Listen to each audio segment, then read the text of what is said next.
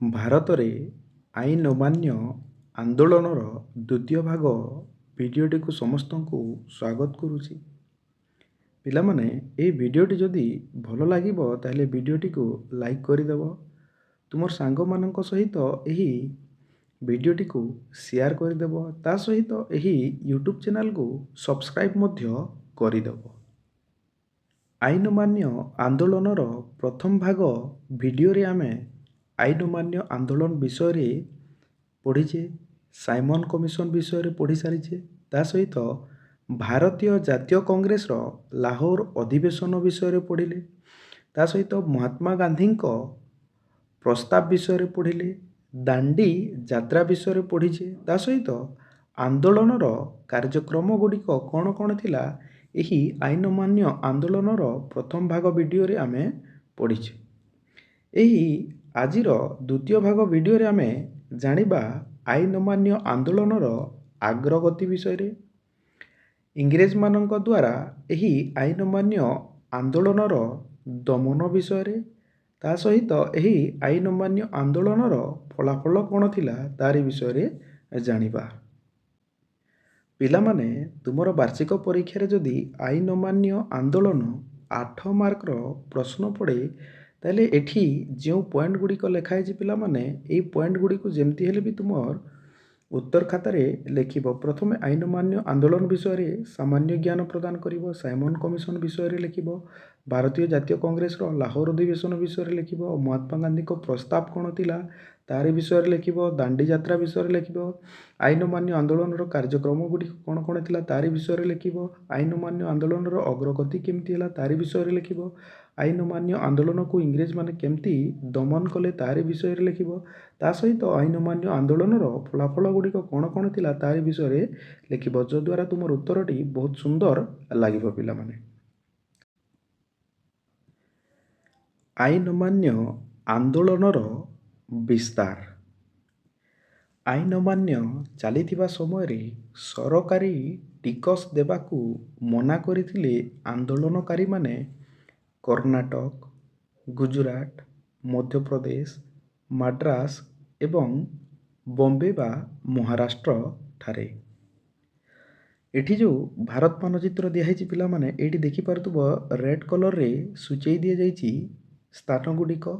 ଏହି ସ୍ଥାନ ଗୁଡ଼ିକରେ ଆଇନ ଅମାନ୍ୟ ଆନ୍ଦୋଳନ ସମୟରେ ସରକାରୀ ଟିକସ ଦେବା ପାଇଁ ମନା କରିଦେଇଥିଲେ, ଯେମିତିକି କର୍ଣ୍ଣାଟକ ଠାରେ, ଗୁଜରାଟ ଠାରେ, ମଧ୍ୟପ୍ରଦେଶ ଠାରେ, ମାଡ୍ରାସ ଠାରେ ଏବଂ ମହାରାଷ୍ଟ୍ର ବା ବମ୍ବେ ଠାରେ। ଏ ସମସ୍ତ ସ୍ଥାନରେ ସରକାରୀ ଟିକସ ଦେବା ପାଇଁ ଆନ୍ଦୋଳନକାରୀମାନେ ମନା କରିଦେଇଥିଲେ। ଜଙ୍ଗଲ ଆଇନକୁ ଅମାନ୍ୟ କରିଥିଲେ ଆନ୍ଦୋଳନକାରୀମାନେ ମହାରାଷ୍ଟ୍ର ଠାରେ। ଏଇଠି ହିଁ ମହାରାଷ୍ଟ୍ର ଅଛି ପିଲାମାନେ, ଦେଖିପାରୁଥିବ ସୂଚେଇ ଦିଆଯାଇଛି ଭାରତ ମାନଚିତ୍ରରେ। ତା ସହିତ ଆଇନ ଅମାନ୍ୟ ଆନ୍ଦୋଳନ ଚାଲିଥିବା ସମୟରେ ଚୌକିଦାରୀ କର ଦେବା ପାଇଁ ଆନ୍ଦୋଳନକାରୀମାନେ ମନା କରିଦେଇଥିଲେ।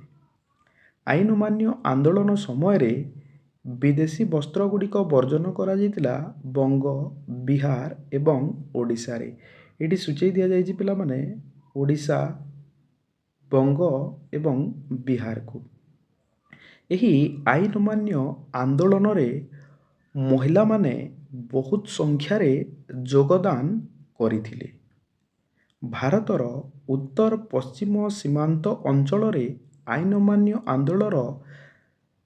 ଆନ୍ଦୋଳନର ନେତୃତ୍ୱ ନେଇଥିଲେ ଖାନ୍ ଅବଦୁଲ ଗଫର ଖାଁ। ଏଠି ଯେଉଁ ଭାରତ ମାନଚିତ୍ର ଅଛି ଦେଖ ପିଲାମାନେ, ଏଇ ଭାରତ ମାନଚିତ୍ରକୁ ଦେଖ। ଏଠି ଯେଉଁ ମୁଁ NWFP ସୂଚେଇଛି ରାଉଣ୍ଡ କରିକି, ଏଇଟା ହେଲା ତୁମର ପଞ୍ଜାବ, ଏଇଟା ହେଲା ତୁମର ରାଜସ୍ଥାନ। ଏ ପଞ୍ଜାବ ଅଞ୍ଚଳକୁ ଲାଗିକି ହିଁ ଉତ୍ତର ପଶ୍ଚିମ ସୀମାନ୍ତ ଅଞ୍ଚଳ ଅଛି ଏବଂ ଏହି ଅଞ୍ଚଳରେ ନେତୃତ୍ୱ ନେଇଥିଲେ ଆଇନ ଅମାନ୍ୟ ଆନ୍ଦୋଳନର ଖାନ୍ ଅବଦୁଲ ଗଫର ଖାଁ। ତାଙ୍କୁ ସୀମାନ୍ତ ଗାନ୍ଧୀ ବୋଲି କୁହାଯାଏ। ସେ ଗୋଟିଏ ସଂଗଠନ ତିଆରି କରିଥିଲେ, ସେ ସଂଗଠନଟିର ନାମ ହେଉଛି ଖୁଦାଇ ଖିଦମତଗାର ଏବଂ ଏହି ସଂଗଠନ ମାଧ୍ୟମରେ ଖାନ୍ ଅବଦୁଲ ଗଫର ଖାନ୍ ଏହି ଉତ୍ତର ପଶ୍ଚିମ ସୀମାନ୍ତ ଅଞ୍ଚଳରେ ଆଇନ ଅମାନ୍ୟ ଆନ୍ଦୋଳନ କରୁଥିଲେ। ତାଙ୍କୁ ସୀମାନ୍ତ ଗାନ୍ଧୀ ବୋଲି କୁହାଯାଇଥାଏ। ନାଗାଲାଣ୍ଡରେ ଆଇନ ଅମାନ୍ୟ ଆନ୍ଦୋଳନର ନେତୃତ୍ୱ ନେଇଥିଲେ ରାଣୀ ଚୌଧୁଲିଉ।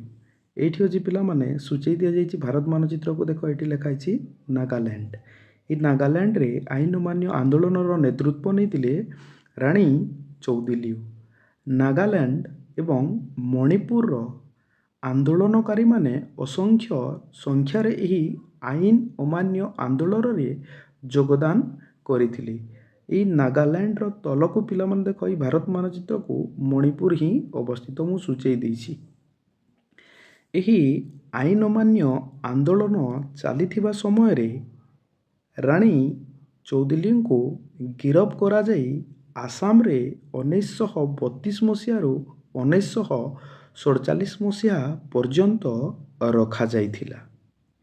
ଏଠି ଆସାମକୁ ବି ସୂଚେଇ ଦିଆଯାଇଛି ପିଲାମାନେ ଭାରତ ମାନଚିତ୍ରରେ ଦେଖିପାରୁଥିବ। ଏବଂ ଏହିପରି ଭାବରେ ଆଇନ ଅମାନ୍ୟ ଆନ୍ଦୋଳନ ବହୁତ କମ୍ ସମୟରେ ସାରା ଭାରତରେ ହିଁ ବିସ୍ତାର ଲାଭ କରିସାରିଥିଲା। ଆଇନ ଅମାନ୍ୟ ଆନ୍ଦୋଳନର ଦମନ। ଇଂରେଜମାନେ ଭାରତରେ ଆଇନ ଅମାନ୍ୟ ଆନ୍ଦୋଳନର ଦମନ କରିବା ପାଇଁ ଆନ୍ଦୋଳନକାରୀମାନଙ୍କ ଉପରେ ଗୁଳି ବର୍ଷଣ କରିଥିଲେ, ଲାଠି ଚାଳନା କରିଥିଲେ। ଯାହା ଆନ୍ଦୋଳନକାରୀମାନେ ଥିଲେ ବା ସତ୍ୟାଗ୍ରହୀମାନେ ଥିଲେ, ସେମାନଙ୍କୁ ଇଂରେଜମାନେ ଗିରଫ କଲେ। ଭାରତୀୟ ସମ୍ବାଦପତ୍ର ଉପରେ ଇଂରେଜମାନେ କଟକଣା ଜାରି କଲେ। ଭାରତୀୟ ଜାତୀୟ କଂଗ୍ରେସକୁ ବେଆଇନ ବୋଲି ଘୋଷଣା କଲେ। ତା ସହିତ ଭାରତରେ ଯେଉଁ ଆଇନ ଅମାନ୍ୟ ଆନ୍ଦୋଳନ ଚାଲୁଥିଲା ପିଲାମାନେ, ସେହି ଆନ୍ଦୋଳନକୁ ଦମନ କରିବା ପାଇଁ ବ୍ରିଟିଶ ପାର୍ଲାମେଣ୍ଟ ମଧ୍ୟ ବହୁତ ବ୍ୟଗ୍ର ଥିଲା। ଏହି ସମସ୍ତ କାରଣ ପାଇଁ ଆଇନ ଅମାନ୍ୟ ଆନ୍ଦୋଳନକୁ ଇଂରେଜମାନେ ବହୁତ ସହଜରେ ଦମନ କରିପାରିଥିଲେ। ପ୍ରଥମ ଗୋଲଟେବୁଲ ବୈଠକ। 1930 ମସିହା ନଭେମ୍ବର 2 ତାରିଖ ପ୍ରଥମ ଗୋଲଟେବୁଲ ବୈଠକ ଅନୁଷ୍ଠିତ ହୋଇଥିଲା। କେଉଁ ସ୍ଥାନରେ ପ୍ରଥମ ଗୋଲଟେବୁଲ ବୈଠକ ଅନୁଷ୍ଠିତ ହୋଇଥିଲା ପିଲାମାନେ? ଇଂଲଣ୍ଡର ଲଣ୍ଡନ ଠାରେ ହିଁ ପ୍ରଥମ ଗୋଲଟେବୁଲ ବୈଠକ ଅନୁଷ୍ଠିତ ହୋଇଥିଲା। ଏଠି ଯେଉଁ ଇଂଲଣ୍ଡର ଯେଉଁ ମାନଚିତ୍ର ଅଛି ଦେଖିପାରୁଥିବ ପିଲାମାନେ, ଲଣ୍ଡନକୁ ସୂଚେଇ ଦିଆଯାଇଛି। ଏହି ସ୍ଥାନରେ ହିଁ ପ୍ରଥମ ଗୋଲଟେବୁଲ ବୈଠକ ଅନୁଷ୍ଠିତ ହୋଇଥିଲା। ଏହି ପ୍ରଥମ ଗୋଲଟେବୁଲ ବୈଠକର ଅଧ୍ୟକ୍ଷତା କରିଥିଲେ ରାମସେ ମ୍ୟାକଡୋନାଲ୍ଡ। ରାମସେ ମ୍ୟାକଡୋନାଲ୍ଡ କିଏ ଥିଲେ ଦେଖ ପିଲାମାନେ? ରାମସେ ମ୍ୟାକଡୋନାଲ୍ଡ ଥିଲେ ଇଂଲଣ୍ଡର ପ୍ରଧାନମନ୍ତ୍ରୀ। ଏ ପ୍ରଥମ ଗୋଲଟେବୁଲ ବୈଠକ ଡକେଇବାର ଉଦ୍ଦେଶ୍ୟ ଥିଲା ସାଇମନ କମିଶନ ବିଷୟରେ ଆଲୋଚନା କରିବା, ତା ସହିତ ଭାରତର ଶାସନ ସମ୍ପର୍କରେ ନୀତି ନିର୍ଦ୍ଧାରଣ କରିବା ପାଇଁ। ଏହି ପ୍ରଥମ ଗୋଲଟେବୁଲ ବୈଠକକୁ 1930 ମସିହା ନଭେମ୍ବର 2 ତାରିଖ ଲଣ୍ଡନଠାରେ ଆହ୍ୱାନ କରାଯାଇଥିଲା। ଭାରତୀୟ ଜାତୀୟ କଂଗ୍ରେସ ଏହି ପ୍ରଥମ ଗୋଲଟେବୁଲ ବୈଠକରେ ଅଂଶଗ୍ରହଣ କରିନଥିଲା। ଭାରତୀୟ ଜାତୀୟ କଂଗ୍ରେସର ଉପସ୍ଥିତି ଆବଶ୍ୟକ ବୋଲି ଇଂରେଜମାନେ ବୁଝିପାରିଲେ ଏବଂ 1930 ମସିହା ଜାନୁଆରୀ ମାସରେ ଯେଉଁ ଭାରତୀୟ ଆନ୍ଦୋଳନକାରୀମାନଙ୍କୁ ଗିରଫ କରିଥିଲେ, ସେମାନଙ୍କୁ ମୁକ୍ତ କଲେ। ଏଠି ଯେଉଁ ଫଟୋ ଚିତ୍ରଟି ଦେଖୁଛ ପିଲାମାନେ, ଦ୍ୱିତୀୟ ଫଟୋ ଚିତ୍ରଟି, ଏହି ଫଟୋ ଚିତ୍ରଟି ହେଉଛି ଇଂଲଣ୍ଡର ତତ୍କାଳୀନ ପ୍ରଧାନମନ୍ତ୍ରୀ ରାମସେ ମ୍ୟାକଡୋନାଲ୍ଡ, ଯିଏକି ପ୍ରଥମ ଗୋଲଟେବୁଲ ବୈଠକର ଅଧ୍ୟକ୍ଷତା କରିଥିଲେ ଲଣ୍ଡନଠାରେ। ଗାନ୍ଧୀ-ଇରୱିନ ଚୁକ୍ତି। ଏହି ଗାନ୍ଧୀ-ଇରୱିନ ଚୁକ୍ତି ସମ୍ପାଦିତ ହୋଇଥିଲା 1931 ମସିହା ମାର୍ଚ୍ଚ 5 ତାରିଖରେ। ଗାନ୍ଧୀ ଇରୱିନ୍ ଚୁକ୍ତି ମହାତ୍ମା ଗାନ୍ଧୀ ଓ ଲର୍ଡ଼ ଇରୱିନ୍ଙ୍କ ମଧ୍ୟରେ ସମ୍ପାଦନ ହୋଇଥିଲା। ଲର୍ଡ଼ ଇରୱିନ୍ ସେହି ସମୟରେ ଭାରତର ଭାଇସରାୟ ଥିଲେ। ଏହି ଗାନ୍ଧୀ ଇରୱିନ୍ ଚୁକ୍ତି ଲଣ୍ଡନଠାରେ ସଂଗଠିତ ହୋଇଥିଲା, କିନ୍ତୁ ଏହି ଗାନ୍ଧୀ ଇରୱିନ୍ ଚୁକ୍ତି ଆଲୋଚନା ହୋଇଥିଲା ଭାରତର ଦିଲ୍ଲୀଠାରେ। ଏହି ଗାନ୍ଧୀ ଇରୱିନ୍ ଚୁକ୍ତି ଅନୁସାରେ ଇଂରେଜମାନେ ଭାରତୀୟମାନଙ୍କ ଅନେକ ଗୁଡ଼ିଏ ସର୍ତ୍ତକୁ ମାନିଥିଲେ, ଯେମିତିକି ଦମନମୂଳକ ଆଇନ ପ୍ରତ୍ୟାହାର କରିବେ ଇଂରେଜମାନେ, ଭାରତୀୟ ନେତାମାନଙ୍କୁ କାରାଗାର ମୁକ୍ତ କରିବେ, ଭାରତୀୟମାନଙ୍କର ସମ୍ପତ୍ତି ଫେରସ୍ତ କରିବେ, ତା ସହିତ ଭାରତୀୟମାନଙ୍କୁ ଲୁଣ ଉତ୍ପାଦନ ପାଇଁ ଅଧିକାର ପ୍ରଦାନ କରିବେ। ଏହି ଗାନ୍ଧୀ ଇରୱିନ୍ ଚୁକ୍ତି ଅନୁସାରେ ଭାରତୀୟ ଜାତୀୟ କଂଗ୍ରେସ ମଧ୍ୟ କେତେ ଗୁଡ଼ିଏ ସର୍ତ୍ତ ଇଂରେଜମାନଙ୍କର ମାନିଥିଲା, ଯେମିତିକି ଭାରତରେ ଆଇନ ଅମାନ୍ୟ ଆନ୍ଦୋଳନକୁ ସ୍ଥଗିତ ରଖିବ, ମହାତ୍ମା ଗାନ୍ଧୀ ଦ୍ୱିତୀୟ ଗୋଲଟେବୁଲ ବୈଠକରେ ଯୋଗଦାନ କରିବେ। ଏହି ସର୍ତ୍ତଗୁଡ଼ିକ ଭାରତୀୟ ଜାତୀୟ କଂଗ୍ରେସ ମାନି ନେଇଥିଲା ଗାନ୍ଧୀ ଇରୱିନ୍ ଚୁକ୍ତି ମାଧ୍ୟମରେ। ଏଠି ଯେଉଁ ପ୍ରଥମ ଫଟୋ ଚିତ୍ରଟି ଦେଖୁଛ ପିଲାମାନେ, ଏ ପ୍ରଥମ ଫଟୋ ଚିତ୍ର ହେଉଛି ମହାତ୍ମା ଗାନ୍ଧୀଙ୍କର ଫଟୋ ଚିତ୍ର ଏବଂ ଏହି ଦ୍ୱିତୀୟ ଫଟୋ ଚିତ୍ରଟି ହେଉଛି ଲର୍ଡ଼ ଇରୱିନ୍ଙ୍କ ଫଟୋ ଚିତ୍ର। ଲର୍ଡ଼ ଇରୱିନ୍ ସେହି ସମୟରେ ଭାରତର ଭାଇସରାୟ ଥିଲେ। ଏହି ଗାନ୍ଧୀ ଇରୱିନ୍ ଚୁକ୍ତି ମହାତ୍ମା ଗାନ୍ଧୀ ଏବଂ ଲର୍ଡ଼ ଇରୱିନ୍ଙ୍କ ମଧ୍ୟରେ 1931 ମସିହା ମାର୍ଚ୍ଚ 5 ତାରିଖରେ ସମ୍ପାଦିତ ହୋଇଥିଲା। ଦ୍ୱିତୀୟ ଗୋଲଟେବୁଲ ବୈଠକ। ଦ୍ୱିତୀୟ ଗୋଲଟେବୁଲ ବୈଠକ 1931 ମସିହା ସେପ୍ଟେମ୍ବର 7ରୁ 1931 ମସିହା ଡିସେମ୍ବର 1 ପର୍ଯ୍ୟନ୍ତ ଅନୁଷ୍ଠିତ ହୋଇଥିଲା। ଏହି ଦ୍ୱିତୀୟ ଗୋଲଟେବୁଲ ବୈଠକ ଇଂଲଣ୍ଡର ଲଣ୍ଡନଠାରେ ହିଁ ଅନୁଷ୍ଠିତ ହୋଇଥିଲା। ଦ୍ୱିତୀୟ ଗୋଲଟେବୁଲ ବୈଠକର ଅଧ୍ୟକ୍ଷତା ମଧ୍ୟ ରାମସେ ମ୍ୟାକଡୋନାଲ୍ଡ କରିଥିଲେ। ରାମସେ ମ୍ୟାକଡୋନାଲ୍ଡ ଇଂଲଣ୍ଡର ପ୍ରଧାନମନ୍ତ୍ରୀ ଥିଲେ। ଭାରତୀୟ ଜାତୀୟ କଂଗ୍ରେସର ଏକମାତ୍ର ନେତା ଭାବରେ ମହାତ୍ମା ଗାନ୍ଧୀ ଏହି ଦ୍ୱିତୀୟ ଗୋଲଟେବୁଲ ବୈଠକରେ ଯୋଗଦାନ କରିଥିଲେ। ୱିନଷ୍ଟନ୍ ଚର୍ଚ୍ଚିଲ ମହାତ୍ମା ଗାନ୍ଧୀଙ୍କୁ ଏହି ଦ୍ୱିତୀୟ ଗୋଲଟେବୁଲ ବୈଠକରେ ଅର୍ଦ୍ଧନଗ୍ନ ଫକୀର ବୋଲି ସମ୍ବୋଧନ କରିଥିଲେ। ଇଂଲଣ୍ଡର ପଞ୍ଚମ ଜର୍ଜ ମହାତ୍ମା ଗାନ୍ଧୀଙ୍କୁ ଭାରତୀୟମାନଙ୍କୁ ମେସିନ୍ ଗନ୍ ଓ ବୋମାରେ ଉଡ଼େଇ ଦେବୁ ବୋଲି ଧମକ ଦେଇଥିଲେ।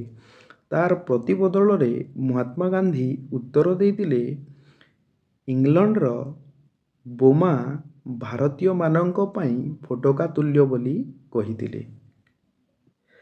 ମହାତ୍ମା ଗାନ୍ଧୀଙ୍କର ଏହି ଦ୍ୱିତୀୟ ଗୋଲଟେବୁଲ ବୈଠକରେ ଯୋଗଦାନ କରିବା ଫଳପ୍ରଦ ହେଲା ନାହିଁ।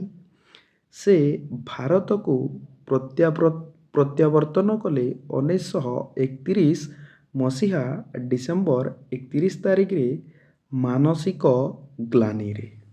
ଏଠି ଯେଉଁ ଫଟୋ ଚିତ୍ରଟି ଦେଖୁଛ ପିଲାମାନେ, ପ୍ରଥମ ଫଟୋ ଚିତ୍ର, ଏହି ପ୍ରଥମ ଫଟୋ ଚିତ୍ରଟି ହେଉଛି ୱିନଷ୍ଟନ୍ ଚର୍ଚ୍ଚିଲଙ୍କ ଫଟୋ ଚିତ୍ର।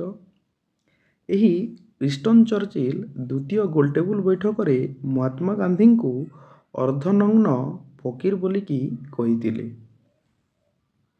ଏଠି ଯେଉଁ ଦ୍ୱିତୀୟ ଫଟୋ ଚିତ୍ରଟି ଦେଖୁଛ ପିଲାମାନେ, ଏହି ଦ୍ୱିତୀୟ ଫଟୋ ଚିତ୍ରଟି ହେଉଛି ପଞ୍ଚମ ଜର୍ଜଙ୍କ ଫଟୋ ଚିତ୍ର ଇଂଲଣ୍ଡର।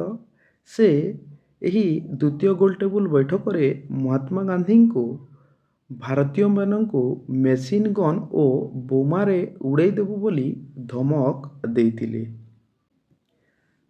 ଆଇନ ଅମାନ୍ୟ ଆନ୍ଦୋଳନର ଆରମ୍ଭ। ଗାନ୍ଧୀ ଇରୱିନ୍ ଚୁକ୍ତି ପରେ ଭାରତରେ ଆଇନ ଅମାନ୍ୟ ଆନ୍ଦୋଳନକୁ ସ୍ଥଗିତ କରାଯାଇଥିଲା ଏବଂ ମହାତ୍ମା ଗାନ୍ଧୀ ଦ୍ୱିତୀୟ ଗୋଲଟେବୁଲ ବୈଠକରେ ଅଂଶଗ୍ରହଣ କରିଥିଲେ।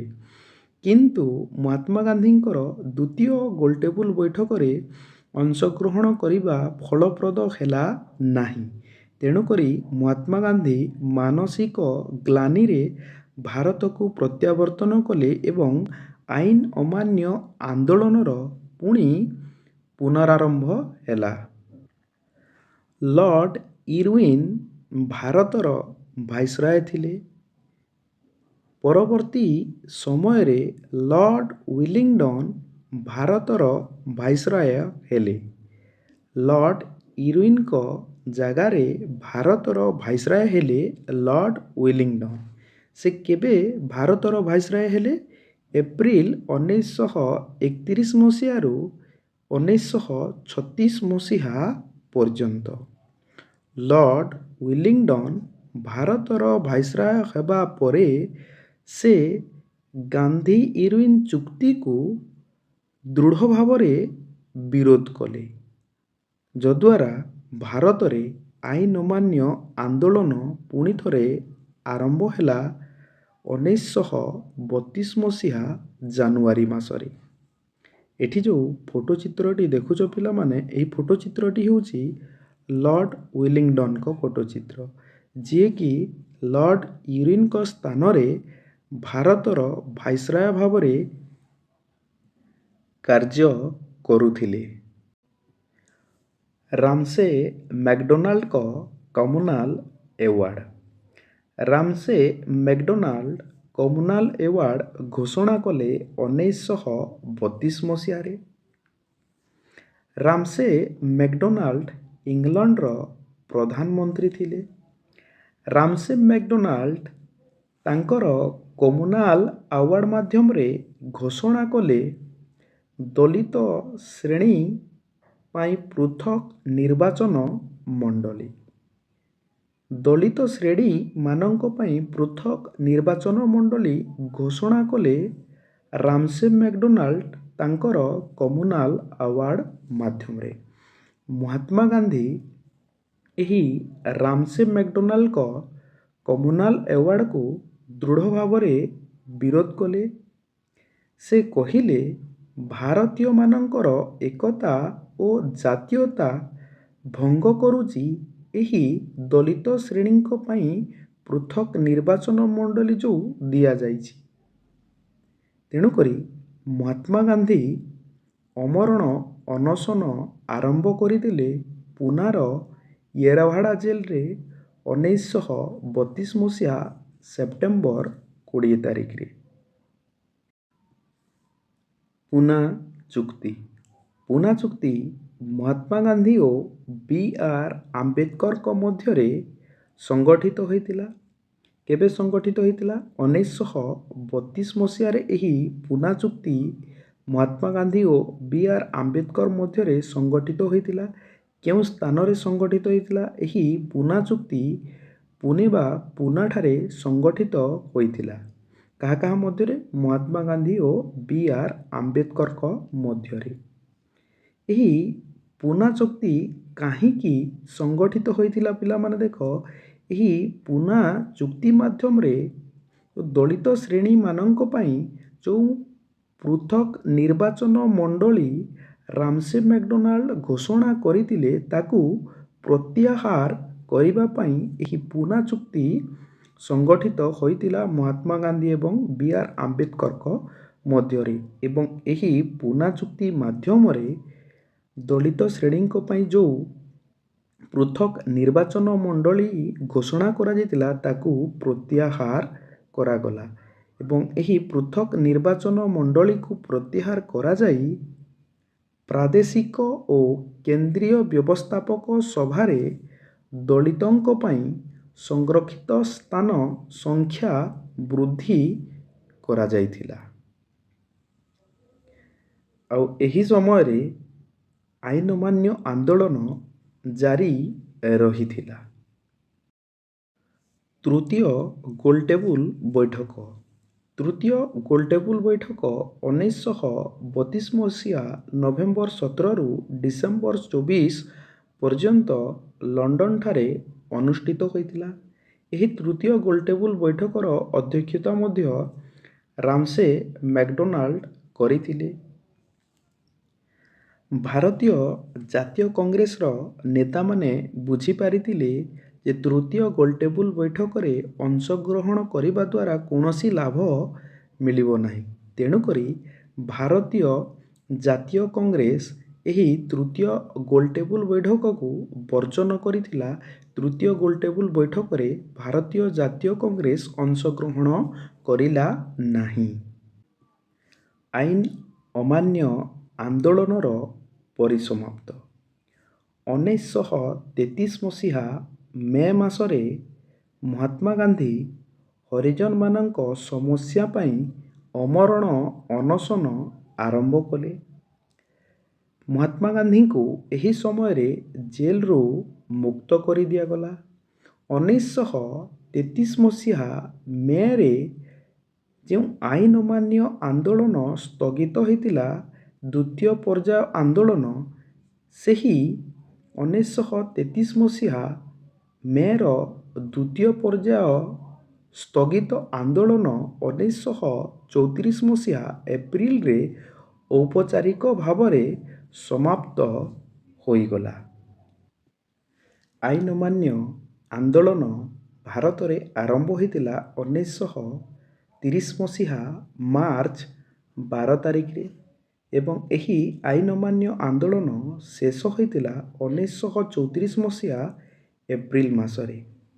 ଆଇନ ଅମାନ୍ୟ ଆନ୍ଦୋଳନ 1930 ମସିହାରୁ 1934 ମସିହା ପର୍ଯ୍ୟନ୍ତ ଯେଉଁ ଚାଲିଥିଲା ପିଲାମାନେ, ସେହି ଆଇନ ଅମାନ୍ୟ ଆନ୍ଦୋଳନ ସ୍ଥଗିତ ଦୁଇଥର ହୋଇଥିଲା। 1931 ମସିହାରେ ଥରେ ପ୍ରଥମ କରିକି ଆଇନ ଅମାନ୍ୟ ଆନ୍ଦୋଳନ ସ୍ଥଗିତ ହୋଇଥିଲା ଏବଂ ଦ୍ୱିତୀୟ ଥର 1933 ମସିହାରେ ସ୍ଥଗିତ ହୋଇଥିଲା ଏବଂ ସମ୍ପୂର୍ଣ୍ଣ ରୂପେ ଆଇନ ଅମାନ୍ୟ ଆନ୍ଦୋଳନ ଶେଷ ହୋଇଗଲା 1934 ମସିହା ଏପ୍ରିଲ ମାସରେ।